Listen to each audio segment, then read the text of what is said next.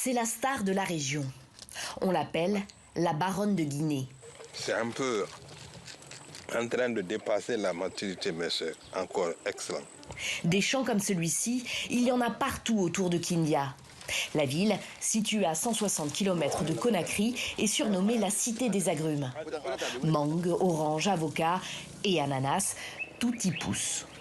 La Guinée était le premier pays producteur et exportateur de bananes et d'ananas de l'AOF, c'est-à-dire l'Afrique occidentale française.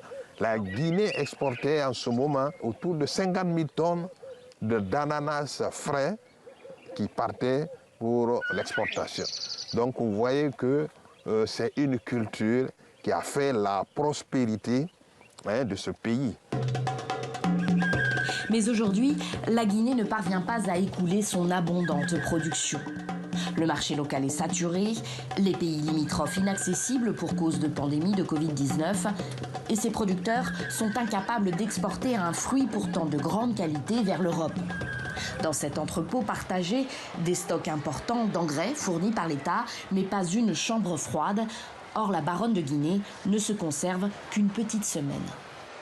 Quand on veut partir sur des grands volumes, si on veut partir sur l'export par voie maritime, on a besoin d'infrastructures qui vont servir pour le conditionnement et le stockage. Autre problème, il faut 6 à 8 heures de route pour rallier la capitale et son port, le bitume étant en très mauvais état. Les ananas de Kindia sont donc condamnés à être consommés sur place ou à pourrir. Cette jeune femme a trouvé une solution. Native de Kindia, Fatou Sissoko est issue d'une famille d'agriculteurs.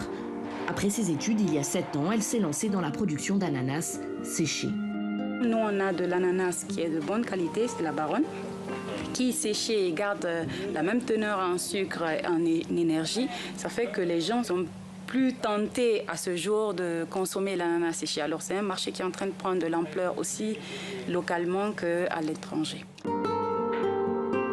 Pour l'instant, elle n'exporte que 16 tonnes d'ananas séchés par an et exclusivement vers le Maroc. Mais Fatou Sissoko croit le marché très porteur et vise l'Europe.